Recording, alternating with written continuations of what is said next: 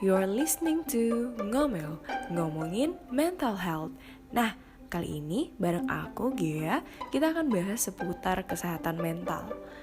Menurut kalian nih, basic question dulu ya, kesehatan mental tuh penting gak sih sebenarnya? Karena banyak orang tuh mikirin kesehatan mental tuh kayak apaan sih, lebay banget lu, gak usah lebay deh, selalu disepelekan. Menurutku ya, kesehatan mental tuh semestinya itu tuh sama, di tangannya tuh sama, di responnya tuh sama kayak kesehatan fisik. Karena mental health itu is a real gitu. Itu adalah hal yang nyata dan orang pernah terkena dampaknya, orang pernah merasakan dampaknya, dan orang melihat dampaknya. Kayak contoh orang depresi, orang itu lihat gitu. Tapi kebanyakan orang menyepelekan hal itu. Kayak masih banyak orang yang membuat stigma seakan topik kesehatan mental tuh hal yang tabu gitu, hal yang gak patut untuk dibicarakan, hal yang sepele, yang semestinya gak usah diangkat-angkat. Padahal kan seharusnya tuh kesehatan mental itu juga diangkat kayak kesehatan fisik, karena itu sama, sebanding. Kesehatan mental itu sebanding dengan kesehatan fisik dan harus dan layak dibicarakan. Itu adalah basic learn yang harus kita tanamin dulu di diri kita masing-masing. Nah, kalian kalau misalnya kita masuk ke media sosial ya, yang tema bakal diangkat media sosial khususnya untuk social awareness dan mental health. Karena banyak orang tuh kalau misalnya kita lihat di Snapgram sering curhat kayak, aduh aku lagi sedih nih, terus aduh aku lagi ini nih. Banyak banget mereka menuliskan masalah pribadinya di media sosial, kayak mereka gak mempunyai ruang gitu untuk menyampaikan emosi mereka.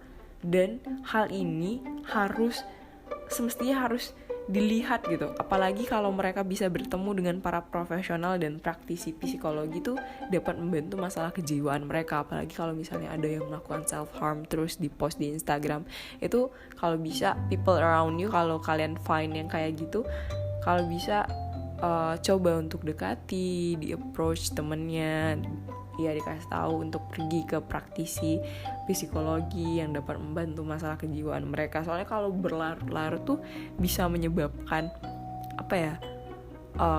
hal yang nggak baik juga bagi diri mereka dan lingkungan.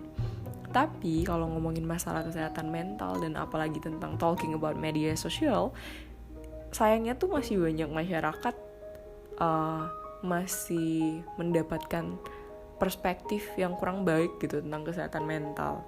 Masih banyak orang yang berpikir kalau misalnya nih kita galau atau kita lagi sedih di Snapgram, itu masih dianggap lemah, kayak apaan sih, terlalu lemah lu, karena itu doang lu gini-gini. Padahal seberapa kecil atau seberapa besar masalah orang tuh kita nggak bisa menilainya gitu, kita nggak bisa menyamakan hal itu.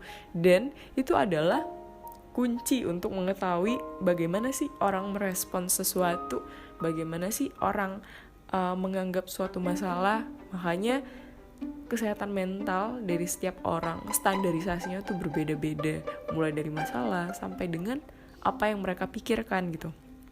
Nah, dari hal itu tuh kita tuh harus bisa membuat suatu lingkungan tuh yang lebih peka menurutku ya, bukan toksik tapi peka terhadap lingkungan. Kadang peka terhadap lingkungan tuh bantu banget. Misalnya kalian ada masalah, kalian butuh untuk didengarkan, kalian butuh untuk ruang untuk sendiri ya, apalagi ruang untuk sendiri itu penting. Karena hal-hal yang gitu tuh sangat berpengaruh ke kesehatan mental orang. Dan kadang little things yang ada di social media itu berpengaruh ke mental orang, dan banyak orang gak tahu tentang hal itu. Dan kalau ngomongin lagi nih, buat kalau misalnya kalian udah merasa di titik dimana nggak ada orang yang dengerin aku dan sampai kalian self harm, menyakiti diri kalian sendiri, itu berarti kalian udah harus bisa meyakini diri kalian untuk pergi ke praktisi psikologi untuk mendapatkan bantuan profesional. Karena mungkin ada beberapa masalah yang emang harus bisa ditangani oleh tenaga profesional. Tapi banyaknya stigma orang tuh kalau misalnya kalian udah ke rumah sakit jiwa tuh atau ya gitu, ibaratnya udah ke rumah sakit jiwa, orang merasa kayak ini orang gangguan jiwa, nih orang gila. Padahal nggak semua orang gila tuh, maksudnya nggak semua orang yang ada di rumah sakit jiwa itu gila. Mungkin ada yang berpengaruh karena kesehatan mental dan lain-lain yang berlarut-larut sehingga mereka terkena gangguan mental gitu. Tapi gangguan mental pun nggak harus pergi ke rumah sakit jiwa. Kenapa aku bilang gitu? Karena ada gangguan mental yang emang itu bisa diidentified ketika kalian berada di psikolog dan kalian udah dapet psikolog dan psikiater udah dapet tahu apa masalahnya, ya itu bisa nggak harus dirujuk ke rumah sakit jiwa gitu. Kayak bipolar itu tuh sebenarnya aman-aman aja, tapi bipolar tuh sebenarnya masih bisa untuk masih di level standar, tapi bipolar ini bisa menjadi depresi ketika orang terlalu berlarut-larut. Makanya kadang kita nggak nyadarin bahwasanya ada tanda-tanda orang depresi di sekitar kita, dan kadang itu tuh merupakan orang terdekat kita gitu. Terus yang paling penting tuh, semakin menurutku ya, masalah rumah sakit jiwa, praktisi psikolog atau psikiater itu tuh membuat kita tuh sadar, lebih aware dari awal.